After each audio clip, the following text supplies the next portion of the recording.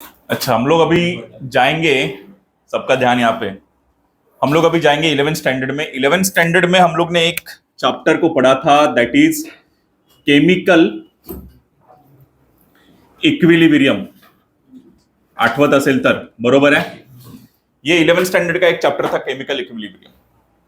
अब ये chemical equilibrium का मतलब क्या होता है? तो केमिकल इक्विलिब्रियम का मतलब है कि आपका जो रेट ऑफ फॉरवर्ड रिएक्शन है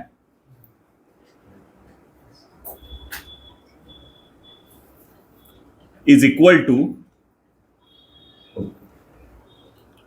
rate of रिवर्स रिएक्शन।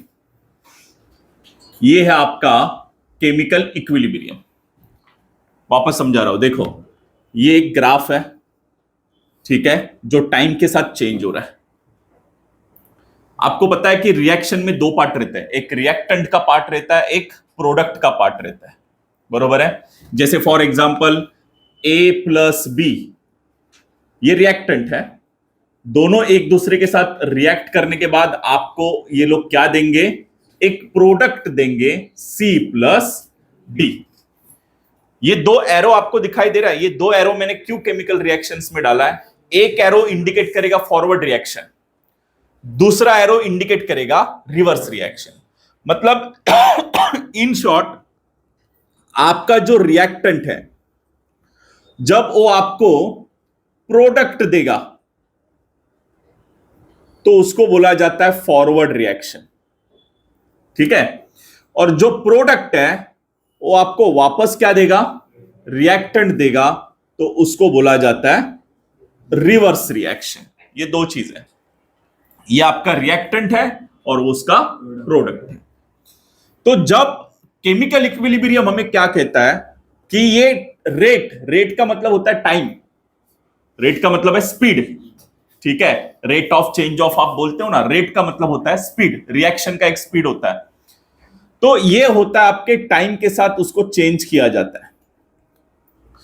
तो सपोज ऊपर से आ रहा है रिएक्टेंट और नीचे से आ रहा है प्रोडक्ट। जब ये दोनों का रेट ये सेम हो गया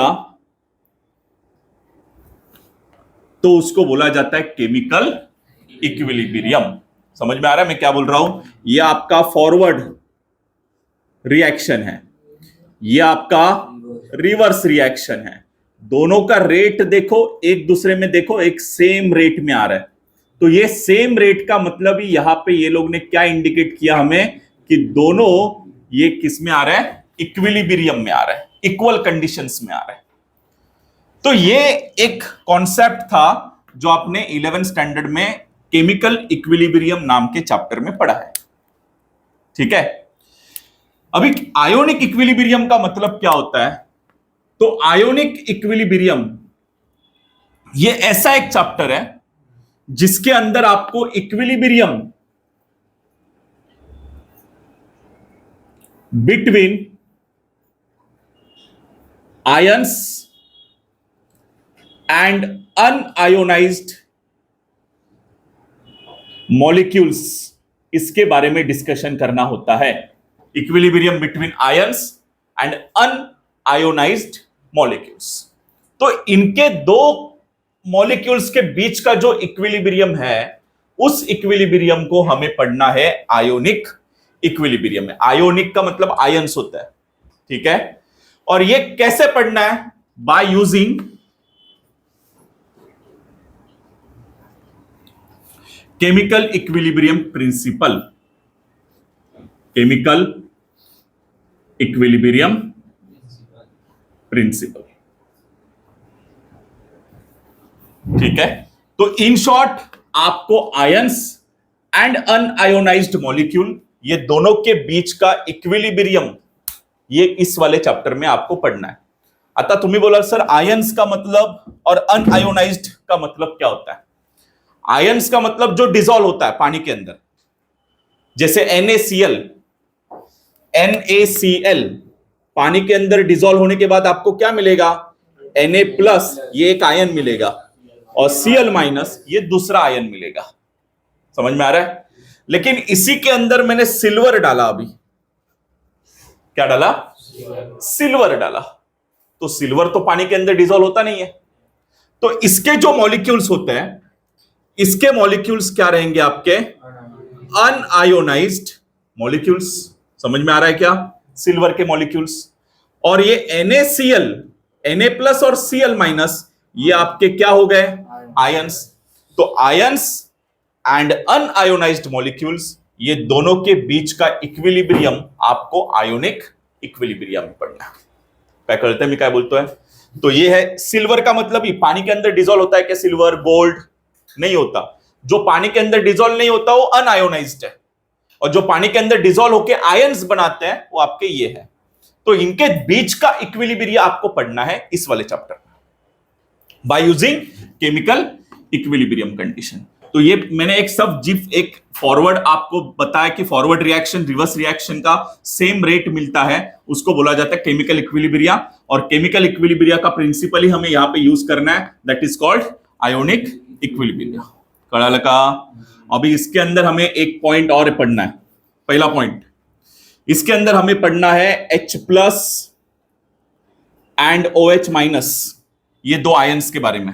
H plus and OH minus, ये दो आयंस के बारे में पढ़ना है। इसके अलावा आपको इसके अंदर अनआयोनाइज्ड वाटर मॉलिक्यूल्स के बारे में भी पढ़ना है। दूसरी बात यह है, इस वाले चैप्टर में हमें यहां पे जो आयोनाइजेशन पढ़ना है वो सिर्फ किसका पढ़ना है? Of weak acid and base. सिर्फ weak acid and weak base के बारे में ही पढ़ना है, इसके अलावा कुछ नहीं पढ़ना है। वीक के बारे में ही पढ़ना है। जो भी इलेक्ट्रोलाइट आएगा वो वीक इलेक्ट्रोलाइट रहेगा, स्ट्रॉन्ग इलेक्ट्रोलाइट नहीं रहेगा, क्योंकि स्ट्रॉन्ग इलेक्ट्रोलाइट के पास सब कुछ है, वीक इलेक्ट्रोलाइट के पास कुछ भी नहीं है, तो उसके बारे में पढ़ना है ज्यादा करके हमें। तो यहां पे खास करके जो भी आयोनाइजेशन पढ़ना है वो किसके बारे में रहेगा? Week acid and weak base के बारे में पढ़ना है। इसके अलावा हमें इसके अंदर बहुत सारे टाइप्स ऑफ सॉल्ट के बारे में पढ़ना है। आपने अब तक NaCl ये एक ही सॉल्ट पता है, लेकिन ऐसे बहुत सारे 4-5 टाइप के टाइप्स हमें दिए हुए हैं जो सॉल्ट इसके अंदर हमें पढ़ने हैं। तो ये एक ओवरव्यू मैंने आपको दे दिया आयोनिक इक्विलिब्रिया का। अभी इसके अंदर जैसे मैंने आपको कहा कि टाइप्स ऑफ इलेक्ट्रोलाइट के बारे में हमें पढ़ना होता है। पहली बात, दो टाइप के इलेक्ट्रोलाइट्स होते हैं। एक टाइप होता है दैट इज कॉल्ड आपका स्ट्रॉन्ग इलेक्ट्रोलाइट, और दूसरा इलेक्ट्रोलाइट आपको पता होगा दैट इज वीक इलेक्ट्रोलाइट। ऐसे इलेक्ट्रोलाइट्स के बारे में पहले पढ़ते हैं, ये पहले भी आपने पढ़ा हुआ है, कुछ अलग नहीं पढ़ा रहा हूं। इलेक्ट्रोलाइट का मतलब क्या होता है? जिसके अंदर क्या किया जाता है? आयंस को डिसॉल्व किया जाता है, बरोबर है? मतलब इलेक्ट्रो का मतलब होता है आयंस, लाइट का मतलब होता है ब्रेक।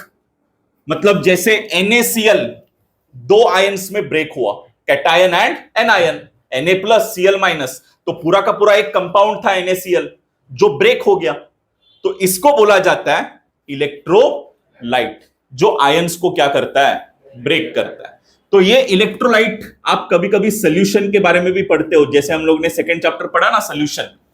तो इलेक्ट्रोलाइट क्या होता है? एक प्रकार का सोल्यूशन होता है। जैसे NaCl मैंने पानी के अंदर डाल दिया, तो पानी के अंदर डालने के बाद ये NaCl ब्रेक हुआ, और ब्रेक करने के बाद हमें क्या मिला? Na plus and Cl minus. तो ये सोल्यूशन को क्या बोला जाएगा? इलेक्ट्रोलाइट सोल्यूशन, जो दो प्रकार के आएंगे, एक स्ट्रॉन्ग और दूसरा वीक। अभी स्ट्रॉन्ग का मतलब क्या है? जिसमें आपका आयोनाइजेशन कंप्लीटली हो जाता है, मतलब आयोनाइजेशन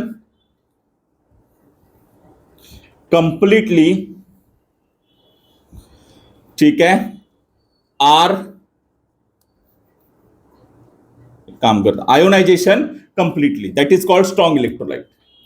और वीक इलेक्ट्रोलाइट का मतलब क्या है? जहां पे आयोनाइजेशन कैसे हो रहा है? पार्शियली हो रहा है। आयोनाइजेशन ये कैसे होगा? पार्शियली होगा, ठीक है। तो यहां पे कंप्लीट आयोनाइजेशन हुआ तो आपका स्ट्रॉन्ग इलेक्ट्रोलाइट है, और जहां पे पार्शियली आयोनाइजेशन हुआ वो आपका वीक इलेक्ट्रोलाइट है। फॉर एग्जांपल स्ट्रॉन्ग इलेक्ट्रोलाइट का एग्जांपल NaCl है।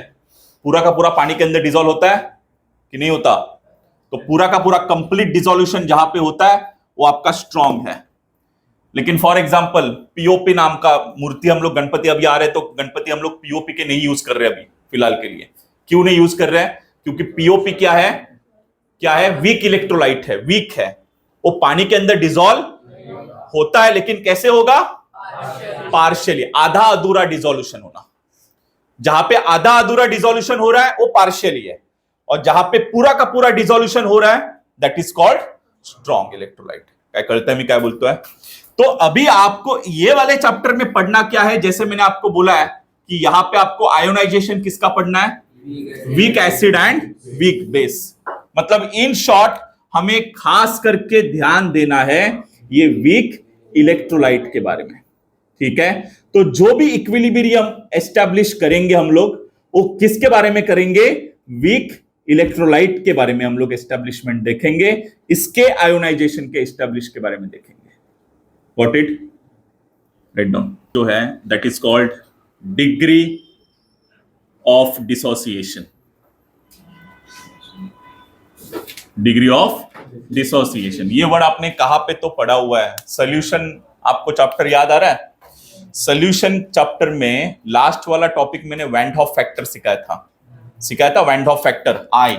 ये आई को क्या बोला जाता है? Van Hoff factor. तो हम लोग ने वहां पे van Hoff factor and degree of dissociation का एक रिलेशन देखा था, बरोबर है?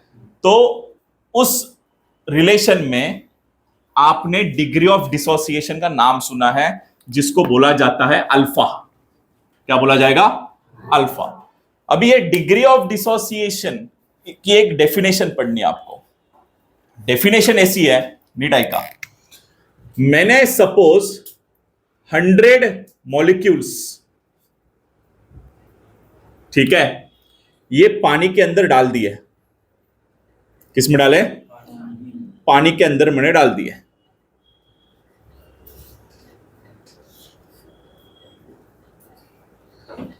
तो टोटल मॉलिक्यूल्स कितने आपके? 100 है। जब पानी के अंदर डिसॉल्व होंगे तो पानी के अंदर सिर्फ 50 मॉलिक्यूल्स ये क्या हो गए? डिसॉल्व हुए। कितने? 50। क्योंकि हम लोग पढ़ रहे हैं आयोनिक इक्विलिब्रिया। आयोनिक इक्विलिब्रिया में जो इलेक्ट्रोलाइट पढ़ेंगे वो कौन सा पढ़ेंगे? Weak electrolyte. स्ट्रॉन्ग इलेक्ट्रोलाइट के बारे में हम लोग पढ़ने वाले नहीं है। तो ऐसे समझो 100 मॉलिक्यूल्स में से कितने मॉलिक्यूल्स आपके डिसॉल्व हो गए? 50। तो डिग्री ऑफ डिसोसिएशन क्या बोलता है कि 50 मॉलिक्यूल्स आपके डिसॉल्व हो गए। कितने से? 100 मॉलिक्यूल में से, ठीक है ना? तो इसका रेशो आपने देखा रहेगा, तो इसका रेशो कितना आ रहा है? 1:2, 1/2 आ रहा है। मतलब हाफ मॉलिक्यूल्स क्या हो गए? डिसॉल्व हो गए। दैट इज 50% मॉलिक्यूल सिर्फ डिसॉल्व हो गए। M I right? तो ये जो रेशो है ना कि कितने मॉलिक्यूल्स पानी के अंदर डिसॉल्व हो गए by the total number of molecules, that is called degree of dissociation. तो डिग्री ऑफ डिसोसिएशन का मतलब यह रहेगा कि टोटल मॉलिक्यूल्स या टोटल नंबर ऑफ मॉलिक्यूल्स ये क्या होंगे? आपके डिसॉल्व होंगे। ओके, दैट या dissolve into ions when ionic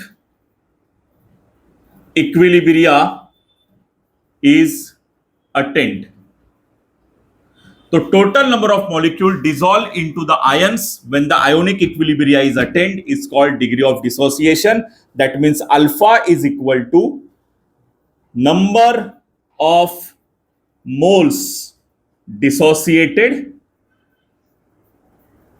divided by total number of moles. जैसे नंबर ऑफ मोल डिसोसिएटेड 50 है and total number of moles कितने हैं 100 है, तो 50 अपॉन 100 इसी रेशो को बोला जाता है डिग्री ऑफ डिसोसिएशन। और इसी को आपको परसेंटेज में लिखना होगा तो आपको अल्फा को सिर्फ इनटू 100 करो तो आपको समझ में आएगा कि ये 1/2 का रेशो का मतलब ही क्या रहता है 50% रहता है। Got it? Right down.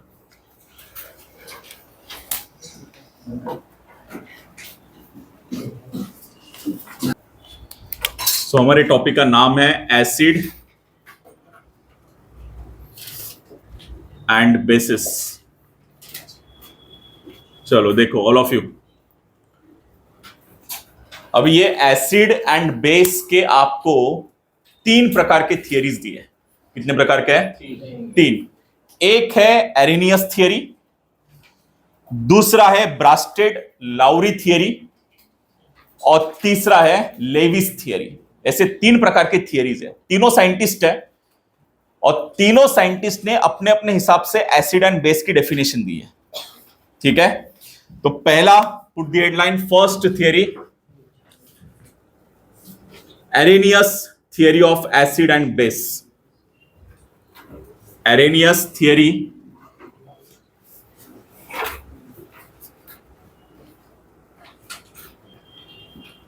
of acid and base. ये आपकी फर्स्ट थियरी है। ये साइंटिस्ट ने हमें बेसिक एसिड एंड बेस की डेफिनेशन दी है। अब ये क्या डेफिनेशन है, तो पहले हम लोग एसिड के बारे में देखते हैं। All of you, acid. Arrhenius हमें क्या कहता है कि एसिड ये ऐसा सब्सटेंस है जिसके अंदर क्या होता है, हाइड्रोजन होता है। नीट आइका में क्या बोलते हैं, एसिड इज अ सब्सटेंस।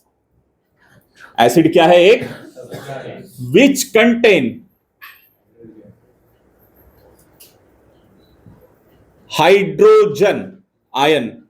ठीक है, which contain hydrogen ion. That means आपको जो सब्सटेंस H+ देगा, H+ आयन देगा, उस सब्सटेंस को आप लोग क्या बोलो, एसिड बोलो। परत आइका, ये ऐसा सब्सटेंस रहेगा। एसिड आप कौन से सब्सटेंस को कहोगे, जो सब्सटेंस आपको क्या देगा, हाइड्रोजन आयन देगा, H+ आयन देगा, उस वाले सब्सटेंस को क्या कहो, एसिड कहो।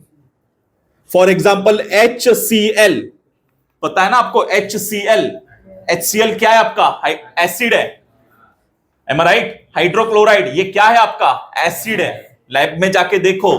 ठीक है, तो HCl में आप देखोगे ये पानी के अंदर आपने डिसॉल्व किया, डिसोल्यूशन पानी के अंदर होता है HCl का। ठीक है, जब HCl का पानी के अंदर डिसोल्यूशन हो जाएगा तो ये आपको क्या देगा, H+ देगा और Cl- देगा। तो देखो जिसमें H+ आ रहा है उसको आप क्या बोलोगे, एसिड बोलोगे। इसके लिए आप HCl को क्या बोलते हो, एसिड बोलते हो। Got it? अभी आते हैं बेस में। ये एरेनियस हमें बेस के बारे में क्या कह रहा है कि ये ऐसा सब्सटेंस होगा, base is a substance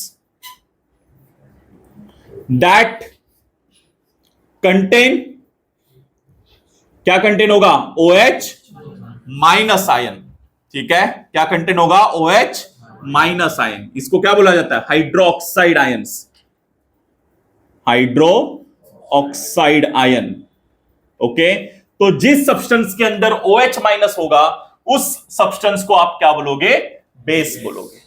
for example NaOH, ये एक सब्सटेंस है। ये सब्सटेंस को आप पानी के अंदर डिसॉल्व करो तो आपको क्या मिलता है, Na+ OH-। तो OH- जहां पे आ रहा है उस NaOH को आप क्या बोलोगे, बेस बोलोगे। तो ये सिंपल थियरी एरेनियस ने दी है। लेकिन हर एक थियरी में प्रॉब्लम तो होता ही है।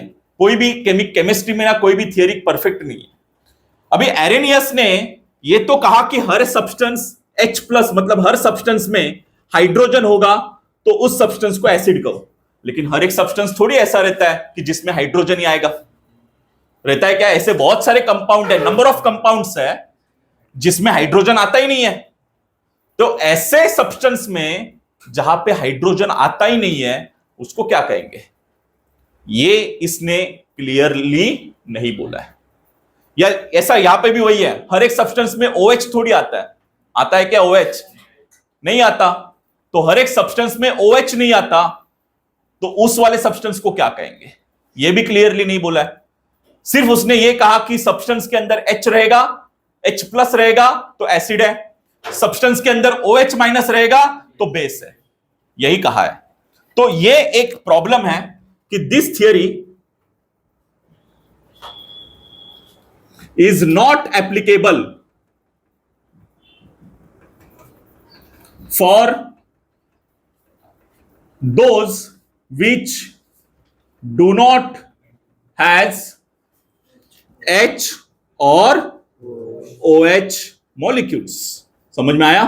सो ये इसका डिसएडवांटेज है कि ये थियरी ने सिर्फ हमें सब्सटेंस H एंड OH के बारे में ही कहा, पर जिस सब्सटेंस में H एंड OH है ही नहीं उस वाले सब्सटेंस को क्या कहेंगे ये क्लियरली हमें एक्सप्लेन नहीं किया। Got it? Right down.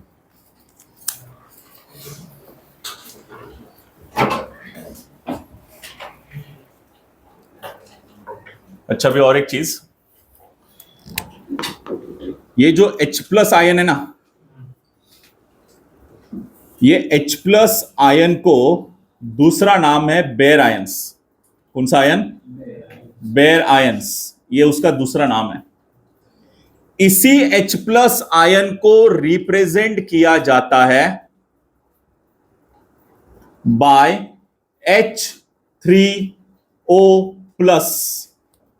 कैसे रिप्रेजेंट किया जाएगा? कभी कभी H3O+, मतलब इसको बोला जाता है हाइड्रोनियम आयन। कौन सा आयन? Hydronium ion. ये भी कभी कभी ऐसा रिप्रेजेंटेशन होता है। और कभी कभी H+ आयन को प्रोटॉन भी कहा जाता है। क्या कहा जाता है? प्रोटॉन। ठीक है, क्योंकि प्रोटॉन के ऊपर क्या चार्ज होता है? प्लस। ठीक है, तो H के ऊपर भी क्या चार्ज है? प्लस। तो प्रोटॉन के ऊपर भी क्या चार्ज होता है? प्लस। तो H+ को ही बोला जाएगा प्रोटॉन। सुना है ना, न्यूट्रॉन, इलेक्ट्रॉन, प्रोटॉन, तो ये आपका प्रोटॉन है। तो प्रोटॉन मतलब H+ आयन, जिसको बेयर आयंस कहेंगे। कभी कभी ये H+ आयन को रिप्रेजेंट किया जाता है हाइड्रोनियम आयन में, H3O+ में। ओके, ये भी लिख के लो। अभी उसके बाद हम लोग एक थियरी पढ़ेंगे, that is called ब्रास्टेड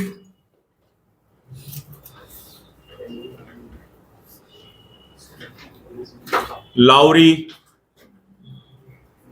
theory of acid and base.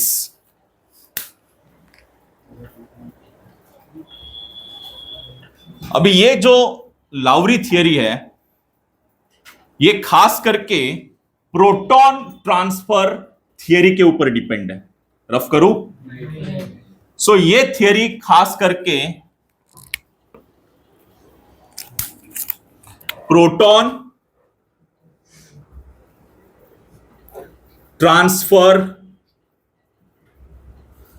Theory, ऐसा भी इसको कहा जाता है। ये पूरा थियरी जो है, जो ब्रांस्टेड लाउरी ने कहा है, ये किसके बारे में कहा है? प्रोटॉन ट्रांसफर थियरी के बारे में कहा है। आता ट्रांसफरचा अर्थ कळतो का? What is mean by transfer? Proton transfer करना मतलब क्या करना? गेन करना या लॉस करना। ठीक है, तो प्रोटॉन का गेन या प्रोटॉन का loss, that's theory is called as Bronsted Lowry theory of acid and base.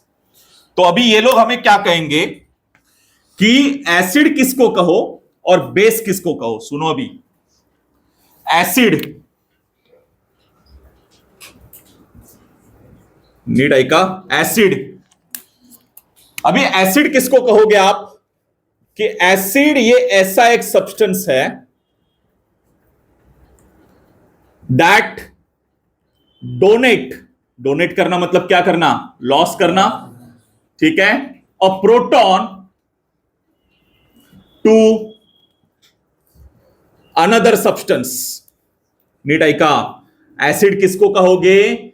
जो ऐसा एसिड है, ऐसा सब्सटेंस है जो प्रोटॉन को क्या करेगा, डोनेट करेगा या लॉस करेगा, उस सब्सटेंस को आप क्या कहो, एसिड कहो। ऐसा ये लाउरी ने कहा, क्योंकि एरेनियस में तो प्रॉब्लम था। एरेनियस में हम लोग H एंड OH वाले मॉलिक्यूल्स है, उसी के बारे में एसिड और बेस कैटेगराइज कर सकते हैं, क्लासिफाई कर सकते हैं, उसके अलावा नहीं क्लासिफिकेशन हो रहा था। तो ब्रास्टेड लाउरी आया, उसने अभी ये कहा कि एसिड किसको कहोगे, जहां पे प्रोटॉन क्या हो रहा है, डोनेट हो रहा है, उसको आप क्या कहो, एसिड कहो। और दूसरी बात कि आप बेस किसको कहोगे,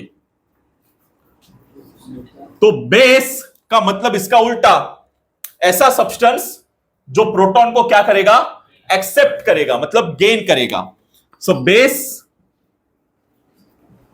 इज सब्सटेंस which accept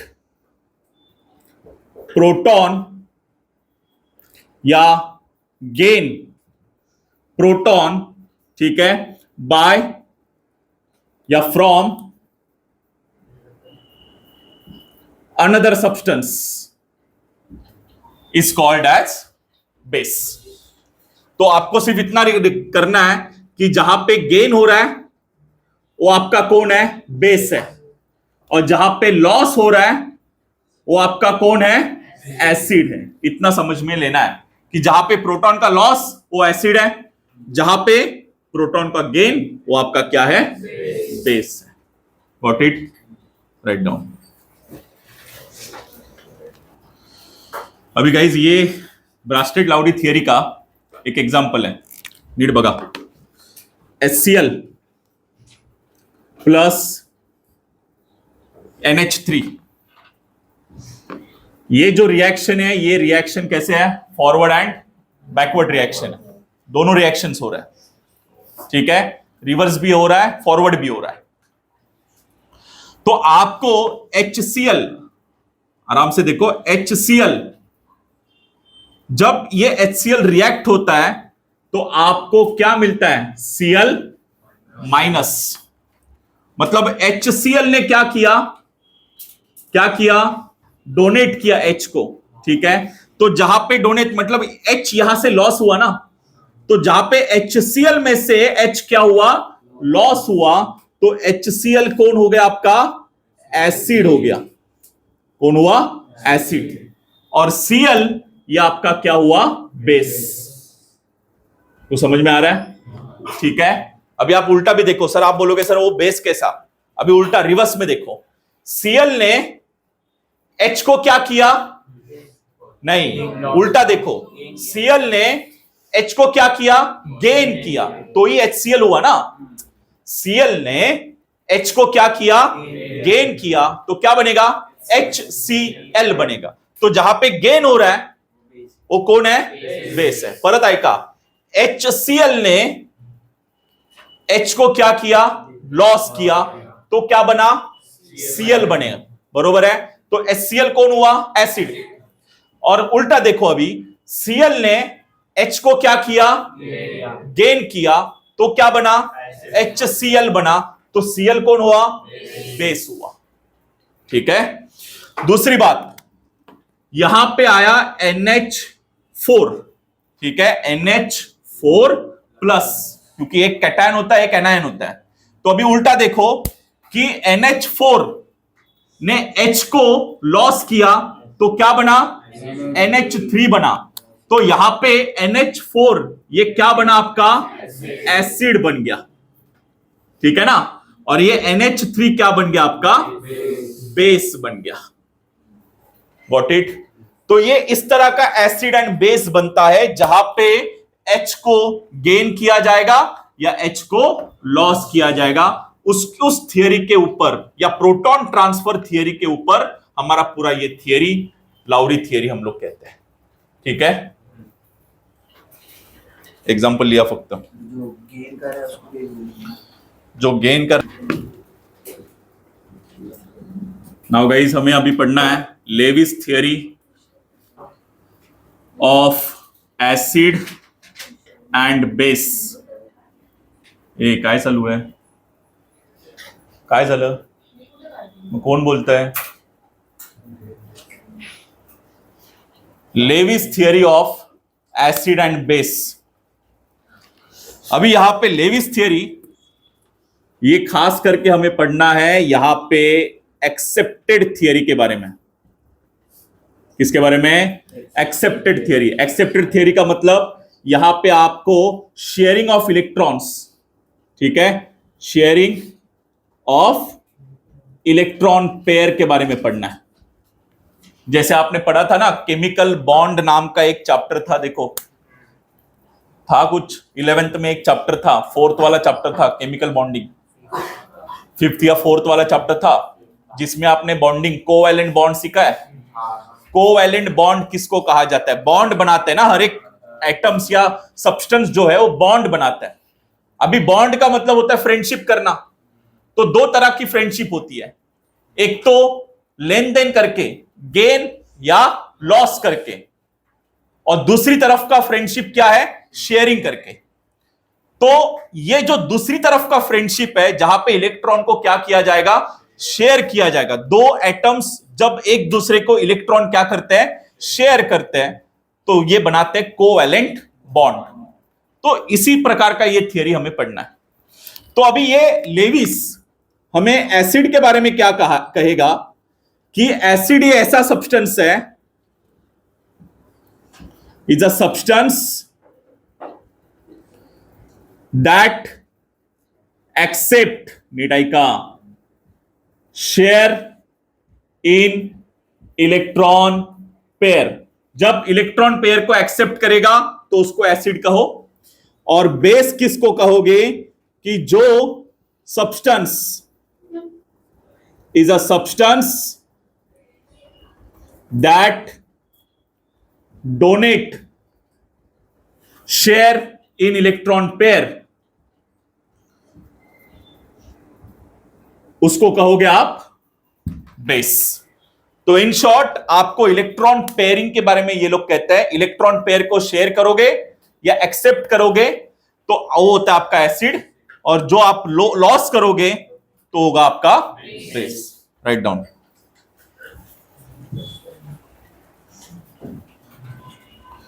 चलो ऑल ऑफ यू पहले एग्जांपल देखो, उसके बाद लिखो।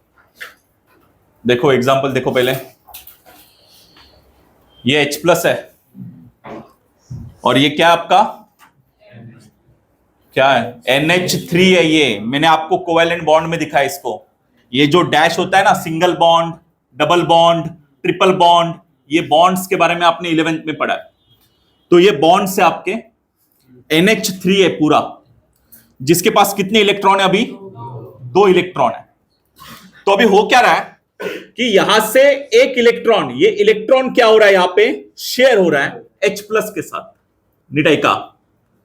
जब ये इलेक्ट्रॉन शेयर होगा तो आपको यहां पे क्या मिलेगा? तो यहां पे आपको NH4 मिलेगा। N, ये H, ये H और ये 3H। 3H तो थे इसके पास, एम आई राइट? तो अभी वो क्या करेगा? ये वाले H+ को ये इलेक्ट्रॉन शेयर क्या करेगा? डोनेट करेगा। तो ये क्या बनेगा? इस तरह का बॉन्ड बनाएगा, ये ऐसा। और इस तरह से ये क्या बन गया? NH4 बना, एम आई राइट? तो यहां पे आपने देखा रहेगा कि ये वाला जो कंपाउंड है, ये कंपाउंड क्या कर रहा है? डोनेट कर रहा है, ठीक है? ये जो है ये क्या कर रहा है? डोनेट कर रहा है। तो डोनेट कर रहा है तो वो कौन हो गया? बेस। तो आपका ये हो गया बेस, ये वाला कंपाउंड।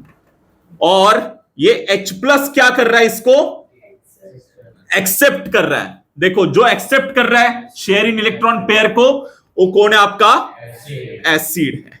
समझ में आ रहा है? तो जो डोनेट कर रहा है वो आपका बेस, जो एक्सेप्ट कर रहा है इलेक्ट्रॉन पेयर को वो आपका एसिड है। Okay, write down. पहला थियरी आपका एरेनियस थियरी है, नीडाई का।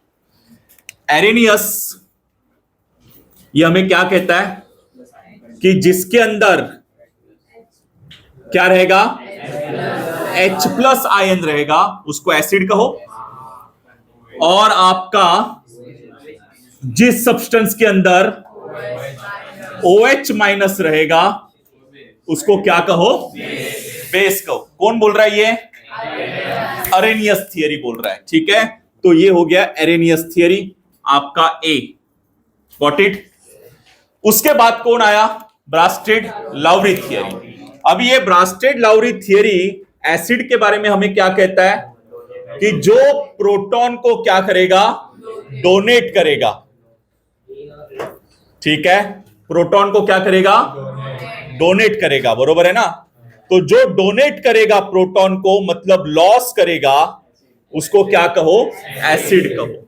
और बेस किसको कहोगे? कि जो प्रोटॉन को एक्सेप्ट करेगा, ठीक है, या गेन करेगा, उसको क्या कहो? बेस कहो। तो ये कौन कह रहा है हमें? ब्रास्टेड लाउरी थियरी। ये एक साइंटिस्ट है जिसने ये कहा, बरोबर है। और तीसरा है लेविस थियरी। तो लेविस थियरी ने हमें क्या कहा? एसिड किसको कहने का? जो एक्सेप्ट कर रहा है, किसको? Share in electron pair. Share in electron pair को एक्सेप्ट करेगा, वो आपका एसिड है। और आपका बेस किसको कहोगे? जो आपका डोनेट करेगा शेयर इन इलेक्ट्रॉन पेयर को, वो आपका क्या हो गया? बेस हो गया। तो ये हमें किसने कहा? लेविस थियरी ने कहा। तो ऐसे तीन टाइप के आपके साइंटिस्ट है, तीनों ने अलग अलग प्रकार का ओवरव्यू दिया है एसिड एंड बेस के बारे में। Got it.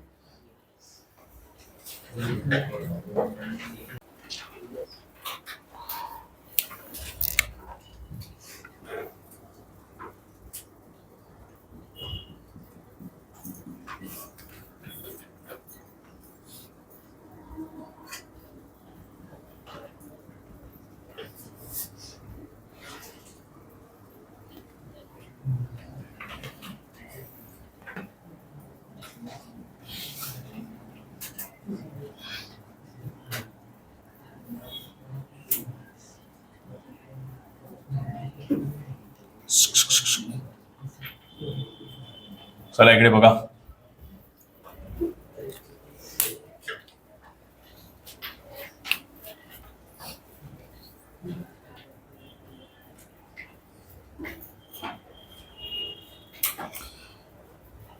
अभी हम लोग बात करेंगे एम्फोटेरिक नेचर ऑफ वाटर के बारे में।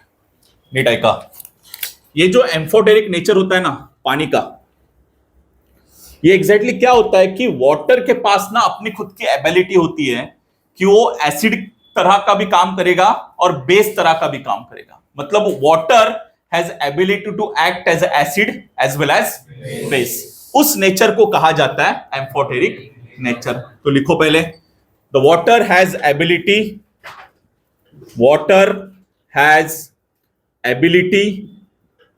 To act as acid as well as base. Such behavior